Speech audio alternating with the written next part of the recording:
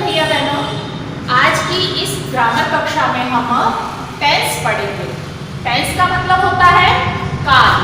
Tenses जो है तीन होते हैं, प्रेजेंट टेंस, पास्ट टेंस और फ्यूचर टेंस। प्रेजेंट वर्तमान की बात करता है और पास्ट बीते हुए समय की बात करता है। फ्यूचर आने वाला समय बताता है। तो इन तीनों टेंसेस के प्रत्येक के चार भाग होते हैं, चार parts, present indefinite, present continuous, present perfect और प्रेजेंट परफेक्ट कंटिन्यूअस। वैसे ही past indefinite, past continuous, past perfect, past perfect continuous. तो तीनों टेंसेस के चार भाग होते हैं, यानी कुल 12 पार्ट्स हम टेंस के अंतर्गत पढ़ते हैं। तो आज हम पढ़ेंगे past indefinite tense. Past indefinite tense यानी बीते हुए समय की बात करता है। वाक्य, हिंदी का वाक्य जो होता है आ और ई की मात्रा में समाप्त होता है। वाक्य के अंत में इस प्रकार आएगा, खाया, बैठा, उठा, सोया, लिखी, गई, रोई, इस प्रकार के शब्द आएंगे, वर्ब्स आएंगे। तो जब हम पास्ट इंडेफिनिट टेंस के सेंटेंस बनाते हैं, इस प्रकार की सिचुएशन आती है, तो ट्रांसलेशन करते समय हमें वर्ब की सेकंड फॉर्म काम में लेनी होती है। तो जैसे देखो, मैंने लिखा, वाक्य बनाने के लिए सब्जेक्ट प्लस वर्ब की सेकंड फॉर्म प्लस ऑब्जेक्ट और फिर रिमेनिंग पार्ट्स। तो मैंने लिखा, तो आई हमारा सब्जेक्ट, लिखा, लिखने को राइट कहते हैं, second form wrote, I wrote. इसको मैंने आगे बढ़ा दिया, मैंने एक पत्र लिखा, आई रोट ए लेटर। मैंने एक पुस्तक लिखी, आई रोट ए बुक। यानी सब्जेक्ट वर्ब की सेकंड फॉर्म और बुक या फिर स्टोरी मेरी ऑब्जेक्ट।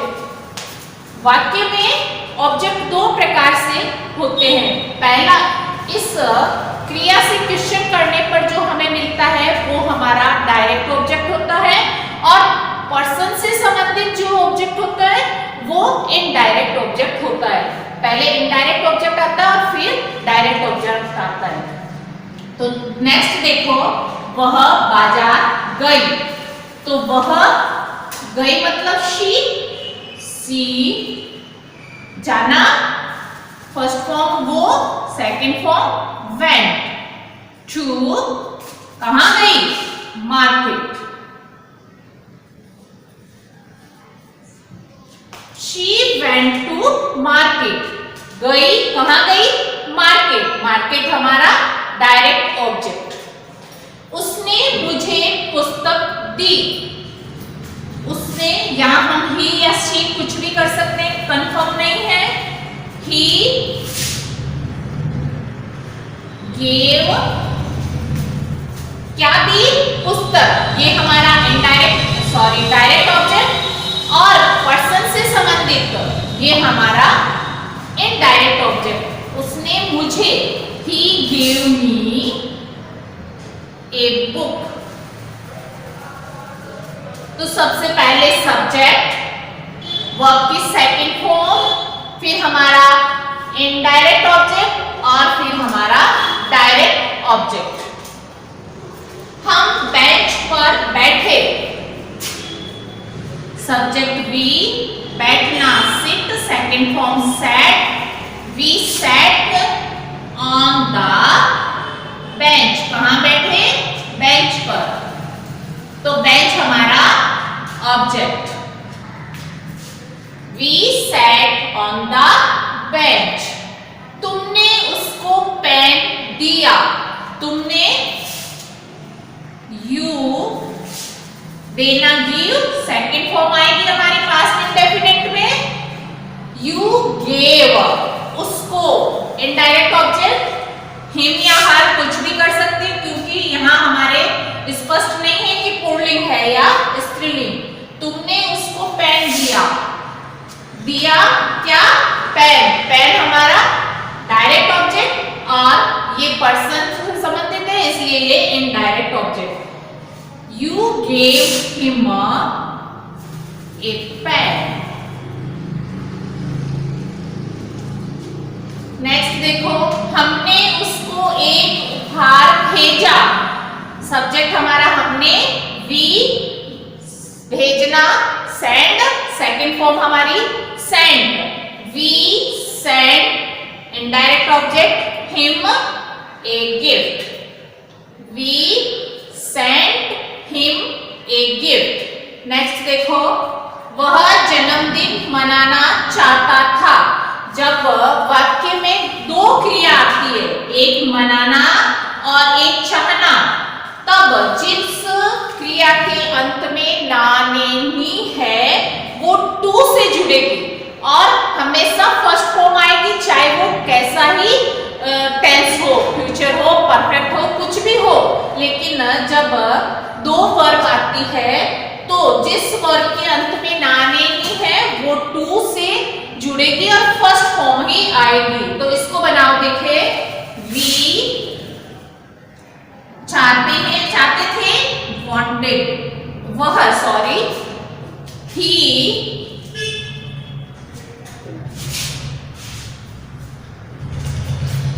Wanted to celebrate. दो वर्ब आई है, वांट और celebrate. We wanted to celebrate birthday.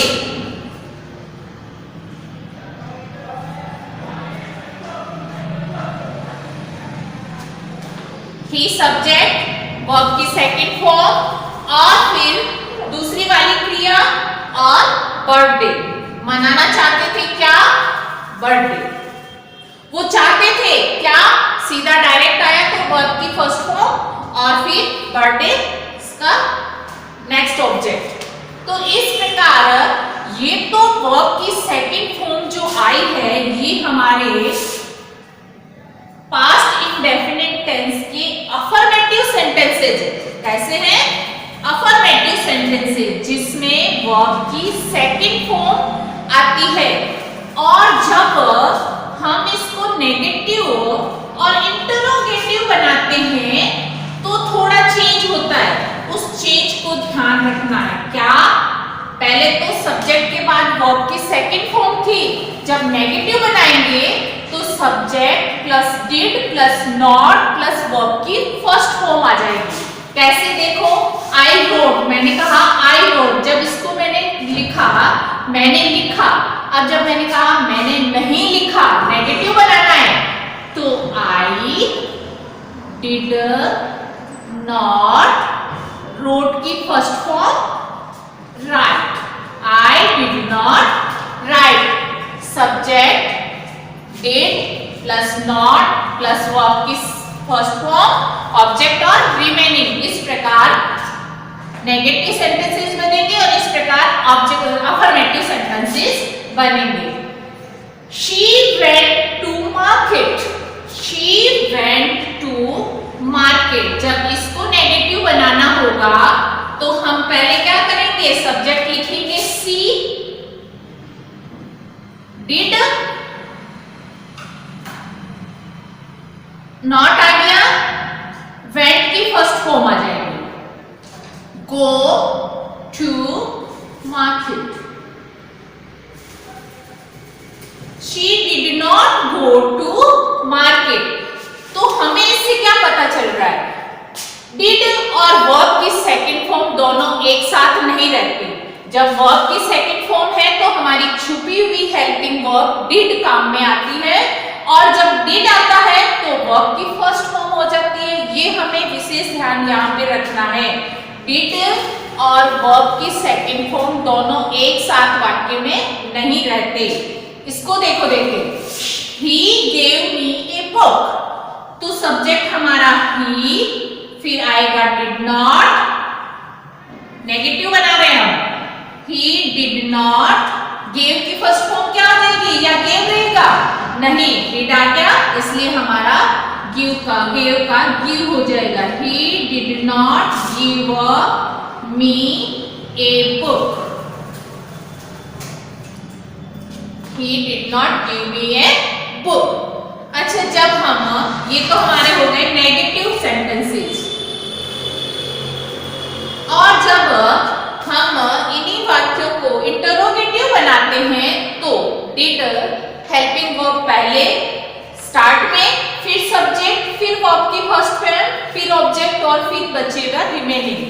तो इसको देखो, we sat on the bench, इसको इंटरोगेटिव बनाना है तो सबसे पहले डिड आ गया तो क्या हो जाएगी वर्ब की first form sit, did we sit on the bench, did we sit on the bench, फिर क्वेश्चन मार्क, इंटरोगेटिव है इसलिए क्वेश्चन मार्क आएगा। नेक्स्ट देखो, you gave him a pen, interrogative बनाना है तो हम क्या करेंगे, सबसे पहले did, subject you, did you, इसका वर्ब की फर्स्ट फॉर्म, गेव का first form give, did you give, बचा हुआ ऐसा कैसा लिख देंगे, him a pen, question mark, interrogative है इसलिए क्वेश्चन मार्क। ऐसे ही WH वर्ड में भी डिड का प्रयोग होता है, जैसे वह क्या बनाना चाहता है, जब क्या पहले आता है तो हेल्पिंग वर्ब से क्वेश्चन बनता है, और जब वाक्य के बीच में क्या, क्यों, कैसे आते हैं तो WH वर्ड आता है। तो what did he want to celebrate, what did he want to